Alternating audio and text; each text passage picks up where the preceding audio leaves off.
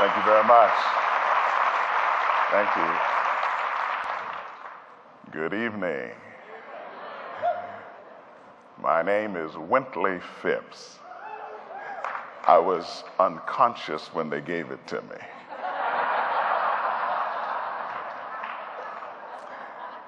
And at the age of 14 years old, I woke up one morning talking like this.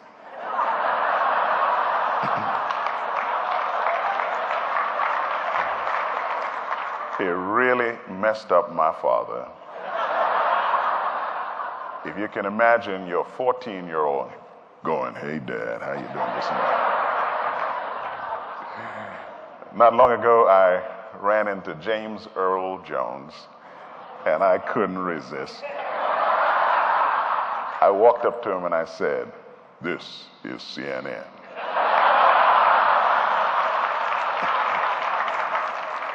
And he said, "How long have you had that?" It is so exciting to be here tonight. I want to thank the president of this great organization and my dear friend Willie Jolly. I see he's here. And it's just awesome to be in such a remarkable group of people. And for the next few moments, I'm just going to share, like I always do. One of my favorite quotes comes from one of my heroes of history. I'll talk about him in a little bit, Sir Winston Churchill, who once said that for a message to be immortal, it does not have to be eternal. And so for the next few moments, I'll just share as I am led. First, I want to tell you that it is an amazing gift. What I'm about to tell you can only happen in America. The story I'm about to tell you could only happen in America. My resume is really weird, very eclectic. You'll see on the same page Billy Graham Crusades and Saturday Night Live. You'll see Robert Schuller's Hour of Power, and you'll see Soul Train. Now, I know most of y'all have no idea what Soul Train is. Oh, I guess I got some boomers out here. But a man called me one day and he said, "Sir, I heard you sing this song about giving your life to God." I sing inspirational music. He said, "I want you to sing that song on Soul Train." And I said to myself, how is this man going to get me on Soul Train? Because that's all I've done is inspirational music. You see, I learned that you don't have to compromise to be recognized. I've learned that. And so he called up the host, Don Cornelius, and said, "I want you to put this young man on Soul Train." Don Cornelius said, "I'm sorry, I can't put anything religious on Soul Train." And the gentleman said, "Look, Don, all you got is young people dressed funny and, bumping into each other. And what this young man is trying to say in his music, those are the very young people who need to hear it." And Don Cornelius said, "I'm sorry, sir, I can't put anything religious on Soul Train." Then the man said, "Listen, Don, my name is George Johnson of Johnson Products Company, Ultra Sheen, Afro Sheen, and my company's been backing your show for the last 8 years. Next thing I knew, I was the first gospel artist on Soul Train."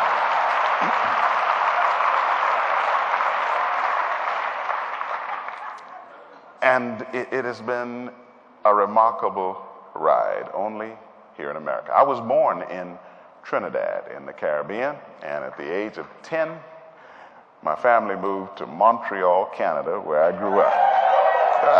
Some Canucks out here. And to be a part of my new family and my new country, I joined a hockey team. And they made me goalie because I couldn't skate far.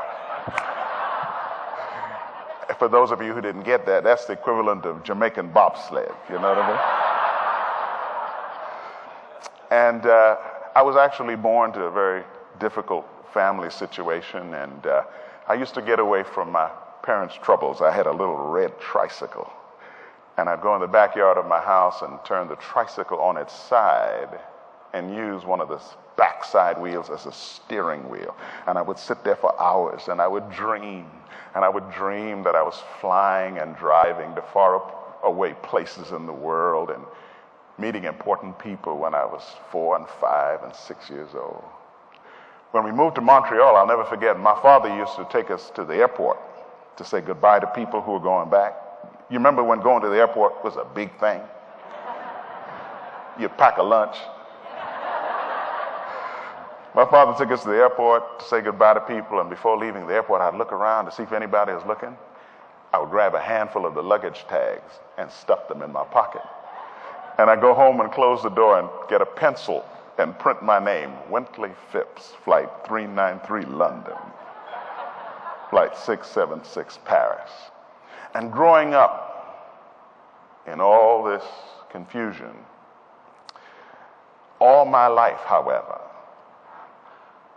I have had heroes who have mentored me. Some of them I've never met. Sir Winston Churchill was a hero who mentored me. I'll never forget, in 1995, I took a trip to his grave site beside a little church in Oxford in England. And it was VE Day, 50 years after the fall of the German Reich. And I'll never forget, I was by this grave site, and there were floral tributes that had been left earlier that morning before I got there by freedom fighters from Greece and France and Norway who 50 years later could not forget what Sir Winston Churchill meant to the world in a critical hour of Earth's history. But there was one tribute that I did not disturb, but I read it. It was obviously written by an American. It was on a single sheet of paper, handwritten, an American flag in the corner. And this American was thanking Sir Winston Churchill for what he meant to the world. And in it, he closed with words of John F. Kennedy about Sir Winston Churchill, who once said of Churchill, he commissioned the English language and sent it off to war. And that's what you do. Commission language and send it off to war. Some of the heroes I've never met. George Washington Carver did a documentary on his life. You know who he is? He invented peanut butter. Probably your hero too. But he said one day, he asked God to show him the mysteries of creation. And God told him, you can't handle the mysteries of creation. Ask for something you can handle. He said, then he asked God, show me the mysteries of the peanut.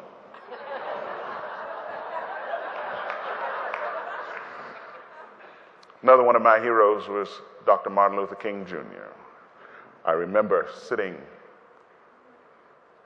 watching a film, Montgomery to Memphis, black and white, and hear this speech, I Have a Dream, and heard pathos like I'd never heard it before. And I resolved in my heart, I wanted to be like that kind of man who was willing to even die for what he believed. I've had heroes that I've never met. Hey, I never met him, but Luther Vandross was one of my heroes. Oh my goodness. That man could paint 1,000 colors in one song. Can I tell you something about singers that you may never know? Every singer in every song makes mistakes. But the great ones know how to make a stumble look like a pirouette. The great ones dazzle you with their recovery. And then I've had heroes that I've met and I've worked with, it's been my joy to know. I was the last one to sing Amazing Grace for Mother Teresa before she died. I was in the crowd that welcomed Nelson Mandela when he came out of prison. I was on an Eastern Airlines flight you remember them, years ago. Los Angeles to Atlanta, big L-1011. Always used to fly like that, you know. And I saw this lady and flight attendant. She looked a little discouraged. So I went back to my seat and I got a cassette of my first album. You remember cassettes? And I said to her, you know, I just feel impressed to give this to you. The kind of music I sing is inspirational music. She said, thank you so much. She said, I travel with a cassette player. And she said, thank you. I've been having a rough time and this will be really a blessing. 3 days later, she's working another flight and runs into a man who's on the flight by the name of Cliff Barrows, who directed all the choirs and the music for the Billy Graham Crusades for about 50 years. She says, Mr. Barrows, it's such an honor to have you on my flight. She said, but can I ask you something? Have you ever heard of a young man by the name of Wintley Phipps? He said, no, I've never heard of him. She says, hold on a minute. She went to her purse and got that cassette and handed it to him saying, this has been a blessing to me, but I want you to have it. 3 weeks later, I got a call from Cliff Barrows saying, we want you to become one of the soloists with the Billy Graham Crusades. And for 25 years, it has been my honor to travel all over this country and some other parts of the world with a great hero of mine. And so some of the heroes I've met, and some I haven't. One of the things I must tell you about those heroes, though, they inspired me to dream. They inspired me to dream. But my greatest heroes are names you may never know. Elaine, that was my mother's name. When she saw that I had this gift and drive, she wanted to channel it right. So she bought me some Temptations cassettes.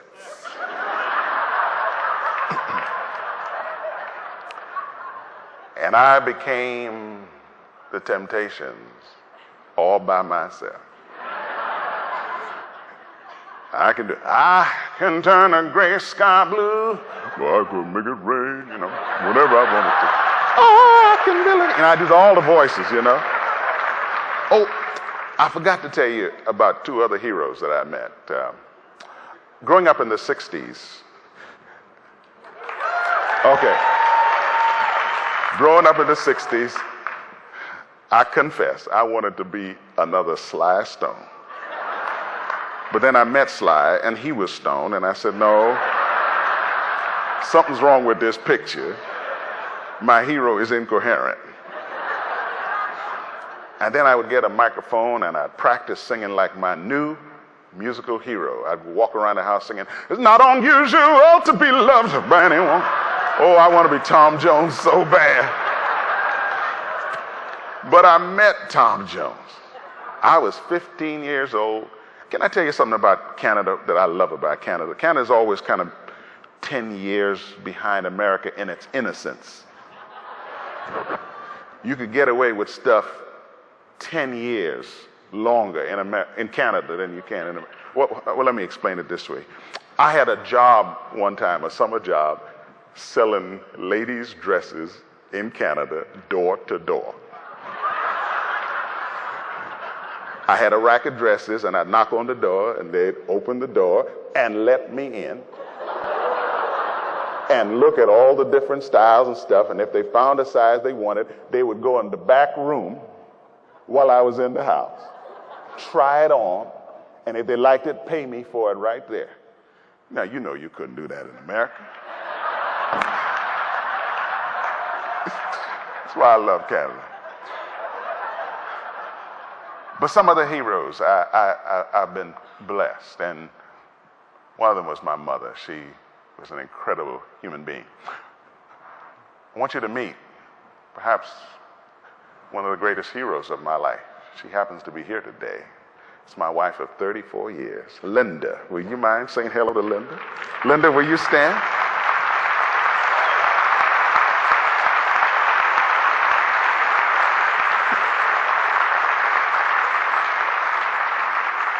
I chased her till she caught me. And I told her if she ever leaves me, I'm going with her. But my wife is an incredible human being. I'll tell you a little bit about her later. But she is,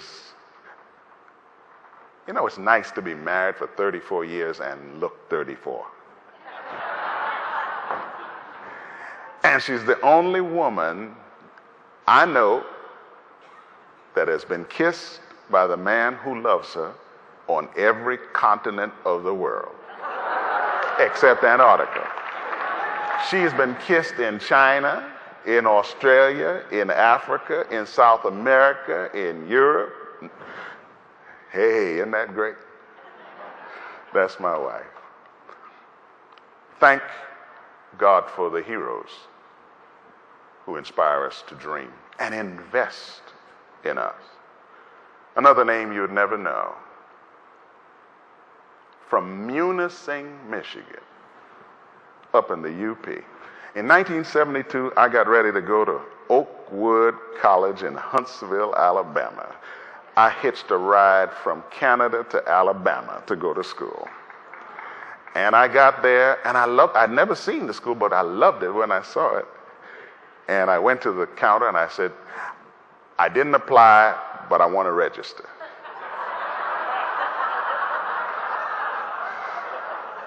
Lady said, what did you say your name was? I said, my name is Wintley Phipps. She said, hold on a minute. She went to the back, she came out. She said, there's a ledger card here with your name on it, with a credit of $633, everything you need to register. This lady from Munising, Michigan, heard I was driving down to this school and sent the money down so I could get in school. I was there for 4 years in college, and she never sent me any more money. But every Mother's Day, she heard from me. Every Christmas, she heard from me. I graduated, went on to the seminary, and I was doing a master's degree, and she called me one day. She said, hey, how's your album coming? I said, album? What album? She said, what's the holdup? I said, oh, it just costs so much money. She said, what's it going to cost? I said, I just picked out the largest figure I ever said with my mouth. I said, at least $10,000. She said, oh, I'll give you $10,000. And in 1978, this lady wrote out a check for $10,000. And that's how my singing, recording career began. From Munising, Michigan. I can't name all the heroes. William Warfield, you ever heard that name? Married to Leontyne Price. You know, he had to be able to sing. William Warfield, I remember going to visit him. He was a teacher in Champaign-Urbana. And there, he said, I said to him, I don't know what I'm doing, I'm just singing. He said, I don't know how you're doing it, but you're doing a lot of things right. He said, my dad used to say, if you got a car that's running right, don't give it a tune-up, just leave it alone. He said, I'd leave it alone. Don't let nobody touch that. Another one of my heroes that has invested into my life was a man by the name of Alex Haley, who wrote the book Roots. I'll never forget, before he died, he used to keep in his office a picture of a turtle sitting on a fence. He said that was his way of reminding himself that he didn't get there on his own. A hero who invested in my life. And you know, as I looked at all of those heroes, I found a common gene. You'll probably hear about it in the scientific journals. It's the HPLP gene. They all have it. Helping people live their potential. And you got it. Helping people live their potential.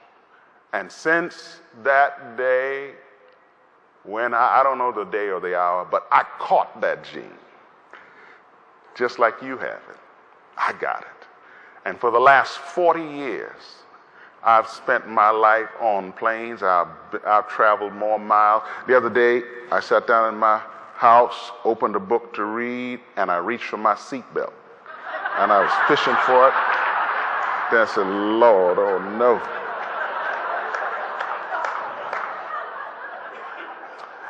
I've been in a plane crash, Spokane, Washington. Private plane, came over the Cascade Mountains. It was dark and raining. We crashed on the tarmac. The pilot had forgotten to put the wheels down. The other day I was flying from here, Orlando to Cleveland. In the middle of the flight, I felt the plane shake like I'd never felt a plane shake before. And I heard a sound that I had. You know how when you fly a lot, you listen. Come on now, you listen for everything, because, you know. And I heard a sound I'd never heard before. It went something like this. And the flight attendant was pushing the cart beside me, and she stopped. And I heard her say, oh no. This does not sound good. She started backing up. She stowed it away. And after she stowed it away, the pilot came on and said, ladies and gentlemen, we have an emergency. We've lost our number one engine. Now you got to know, we're reasonable people. So I'm calculating we only had two. Were they serviced together? You know, I'm asking pertinent questions. And the plane got deathly quiet. After a while, the flight attendant told the pilot that we were really scared. So he got back on to comfort us. He said, ladies and gentlemen, I understand that you're really concerned, but we've radioed ahead to Atlanta. They've cleared the airspace. We're going to go in. He said, and I don't want you to worry. He said, I've done this many times before.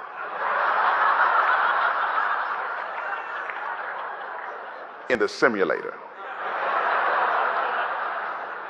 That's like I slept at Holiday Inn Express last night, and we're going to do surgery. And I've been spending my life powered by that gene, the HPLP gene, helping people live their potential. I've been touching lives all over. Got on a plane. I used to fly Eastern a lot. Fly Los Angeles to Atlanta again. Saw this lady, recognized who she was, went back to my seat, got a cassette, knelt down beside her. I said, you know, I feel impressed to give this to you. She said, thank you so much. She said, I traveled a little Walkman here, and I can play this tape you give me as I travel. The plane landed. She's standing in the jetway waiting for me. She takes my hand. She squeezes it. Her eyes are misty. She says, thank you so much. God bless you. That lady was Natalie Wood, a few days before she drowned. And when I heard that she had drowned, I was shaken, but I knew it wasn't by accident that our paths had crossed. I cannot begin to tell you the lives. I'm singing in Baltimore, Maryland, 29 years ago. Come down off the platform. A young lady standing there. She says, excuse me, sir, I just heard you sing, and I'm really discouraged. She's about to be fired from her job. She said, I feel like I can talk to you. Do you have time to talk to me? I said, sure. She came by our home, and we prayed together. And after praying with her, I looked at her, and I said, you know, before you go, I don't know why, but God has impressed me to tell you He's going to bless you, give you an opportunity to speak to millions of people. She said, no, you think God would do that for me? And it was Oprah Winfrey. That's how we met 29 years ago. This story I'm telling you could only happen in America. I'm singing in Birmingham, Alabama, 20 years ago. They announced that the governor's coming. I straightened up my tie, brushed on my suit, and they brought in Bill Clinton. And I didn't know who he was. So since I was in Birmingham, they said, the governor's coming. I assumed he was the governor of Alabama. So when they put him beside me, I went into this long story with him of how much I love Alabama and what a great state Alabama is. And I noticed he's puzzled, why am I extolling the virtues of Alabama? And when the evening wore on, they made the introductions. That's when it dawned on me, oh no, there's the governor of Arkansas. I sang, he spoke. I didn't see him again until about 4 months before the election in 1992. I was singing somewhere. He walked into the room campaigning. I thought that was my chance to fix it, let him know I love Arkansas too, sir. I walked, I said, Governor, you probably don't know me or remember me. He said, I remember you. You sang for me a year ago in Birmingham, Alabama. I said, how could you remember that? He said, how could I forget it? And after I sang, I've been blessed to sing for every president since Ronald Reagan. Sat at the breakfast table with every president of the United States since Ronald Reagan. And after I sang for Clinton's first prayer breakfast, he sent me a beautiful handwritten note thanking me for my ministry and the music, how much he was blessed by it. And he signed it with thanks, Bill Clinton, governor of Alabama.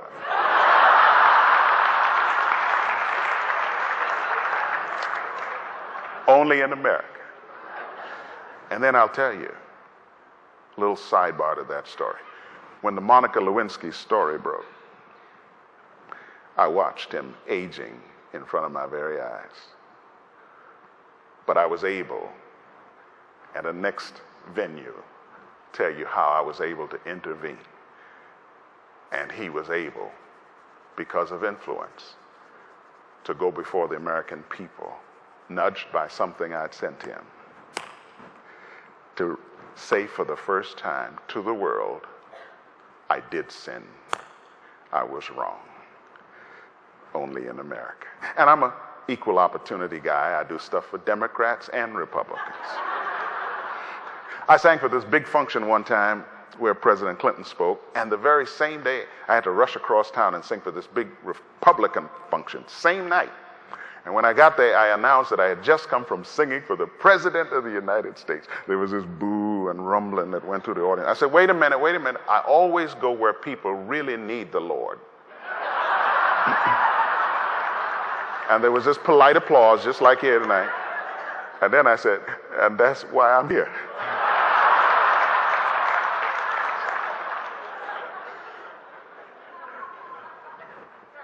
I got that gene. Helping people live their potential. And so I'm on a train, Amtrak, Baltimore to Philadelphia. On Amtrak, when you don't want somebody to sit next to you, you know what you do. You camp out. You put your briefcase in front of you, your papers all around you, send a message, find someplace else to sit. Well, this man had camped out, but he looked really discouraged to me. So I walked up to him, I said, is anybody sitting next to you? He smiled, no, and he pulled up his papers, and it was Chuck Colson of Watergate fame, who went to prison for the Watergate scandal and came out and started this incredible organization ministering to people in prison. He began to take me into the prisons with him to sing. And I was shaken by what I saw. I did not know that one of every 3 young men in America between the ages of 18 and 30 who look like my sons are now in prison in America. One of every 3. I went to one prison in Ridgeland, South Carolina, and greeting the young men, talking to them, and just for a moment, I felt like I was at Morehouse or on a black college campus. I was shaken. And so I began an organization called the U.S. Dream Academy. And we now tutor and mentor children whose parents are incarcerated, because we found out that 70% of the kids who end up in prison come from the children of prisoners. And we have centers in Washington, Baltimore, Philadelphia, New Jersey, Houston, Memphis, Salt Lake City, Los Angeles, Indianapolis, Orlando. And now I live my dream because I got the HPLP gene, helping people live their potential. I started it, didn't realize how expensive it would be. I have to raise $400,000 a month every month. But you know, when you treat people with respect, when you don't know who they are or where they're going or what they can do for you one day. So in 2008 and 2009 were tough fundraising years for charities.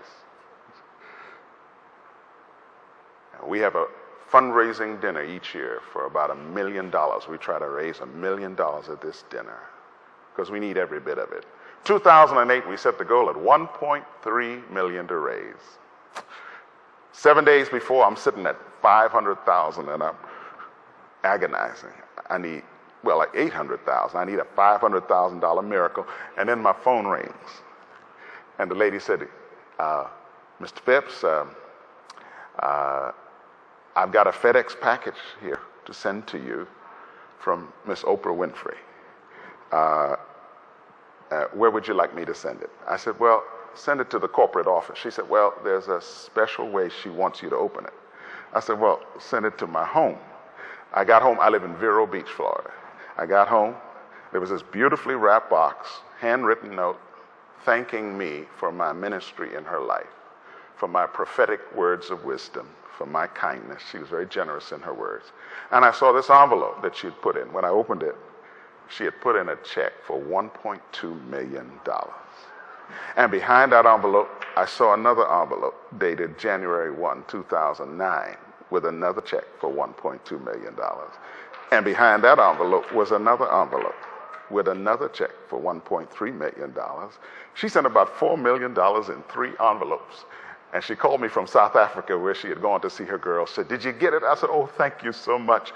And then she emailed me and she said, you know, I love giving and I love making it fun. She said, I considered sending you a FedEx envelope like 3 days in succession. So Monday you get the first check, Tuesday you get the second check, Wednesday you get the third check. She said, but I figured by the 4th day, you'd be chasing the FedEx man down. She was right. She was right. Here's a woman who got the gene,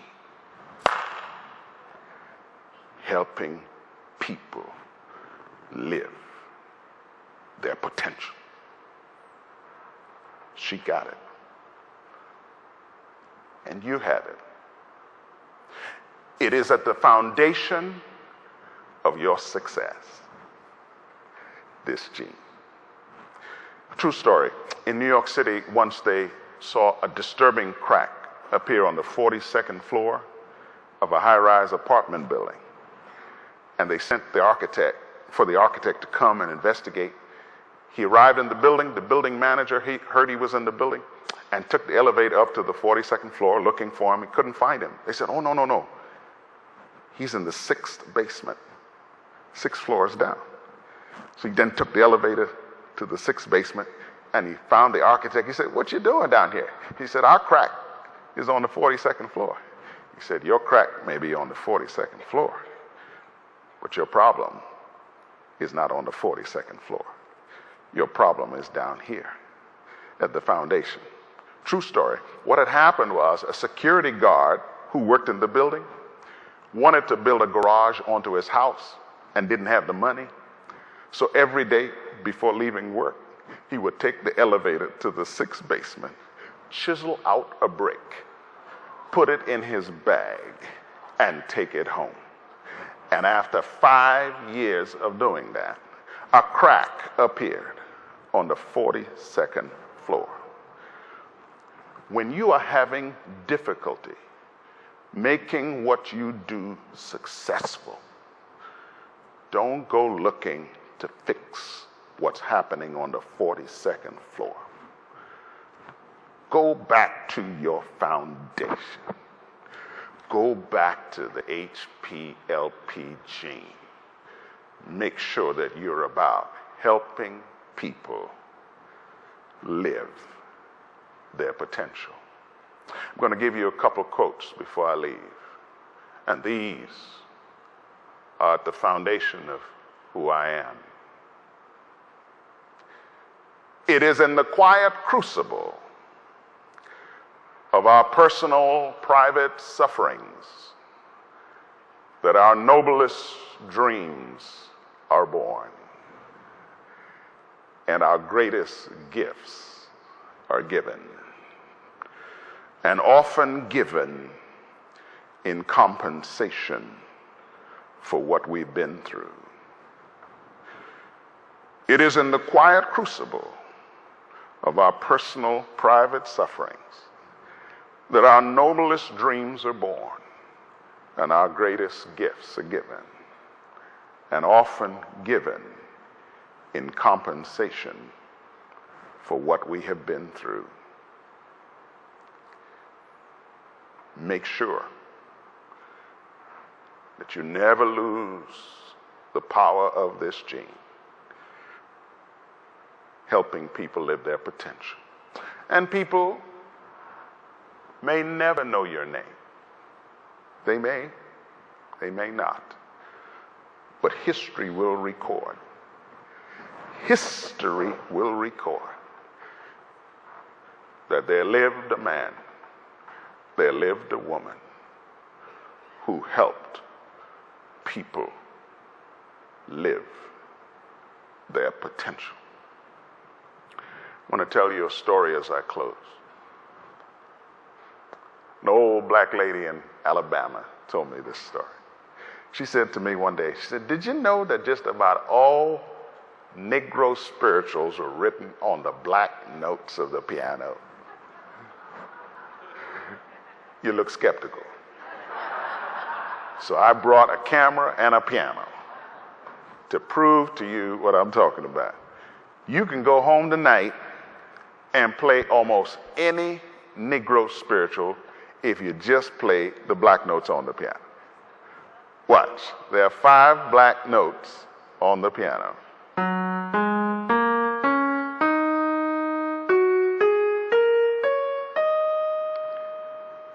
And you can play any Negro spiritual. Just play those notes. Watch.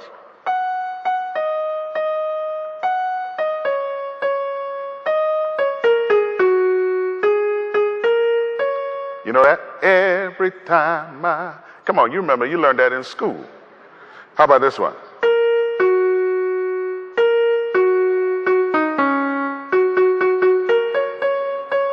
That's because the slaves didn't come to America with do, re, mi, fa, sol, la, di, da. That's somebody else's scale, okay? All they had in their musical scale were those 5 notes. We know it in music as the pentatonic scale, and they built the power and pathos of the Negro spiritual on 5 notes.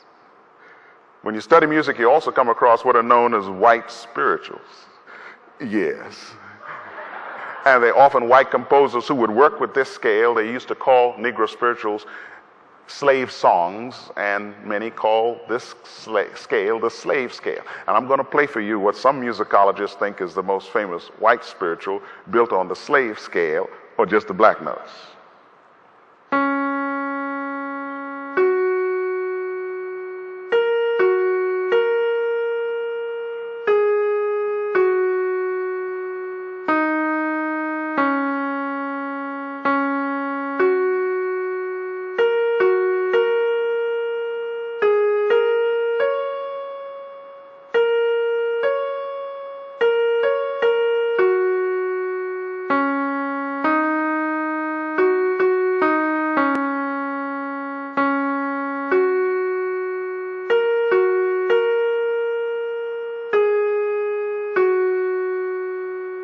Anybody know who wrote that song? Thank you. A man by the name of John Newton. But do you know what John Newton did before he became a Christian? He was the captain of a slave ship. And many believe heard this melody that sounds very much like a West African sorrow chant. and wrote the words Amazing Grace and set his words to a slave melody. I believe that song was written just the way it's supposed to have been written, so that we would be reminded that whether black or white, we're all in this together. We really are. And I went to the Library of Congress and I looked up that song, and wherever you see it authentically printed, you know what it says? Words, John Newton. Melody, unknown. Do you know how many people's lives have been changed by that song, by someone named unknown, who had the gene, the HPLP gene? And I'm going to close by sharing this song with you. By the way, somebody put it up on YouTube,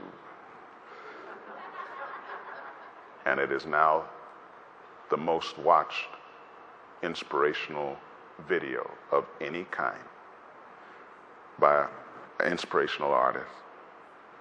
I sing the first verse. I imagine the way John Newton probably first heard it, coming up out of the belly of a slave ship.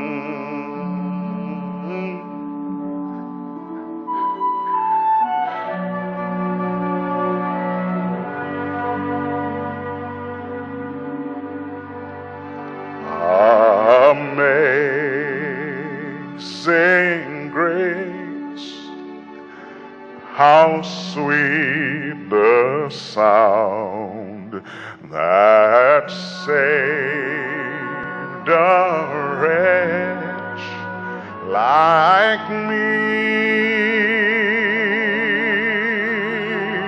I once was lost, but now I'm found, was blind, but now I see.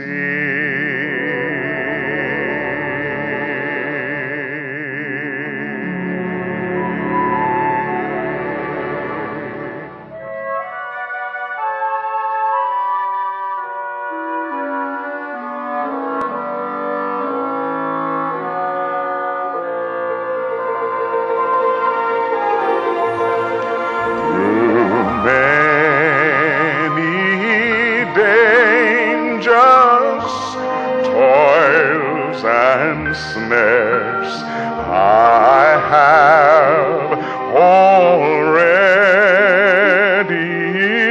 come.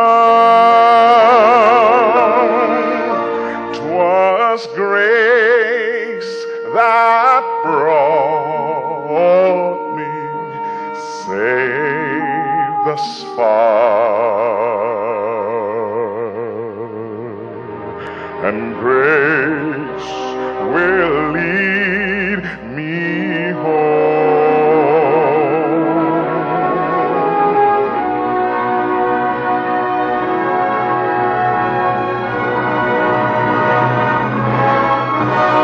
When we've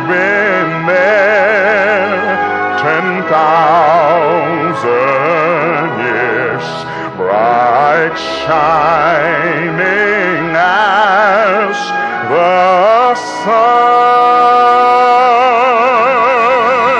We've no less days to sing God's praise than when we first begun.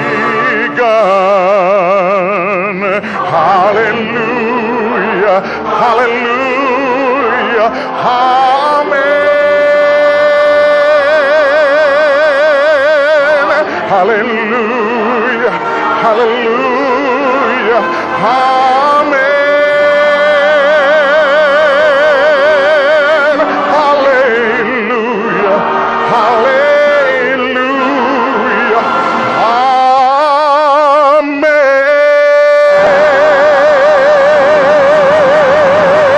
amen. God bless you.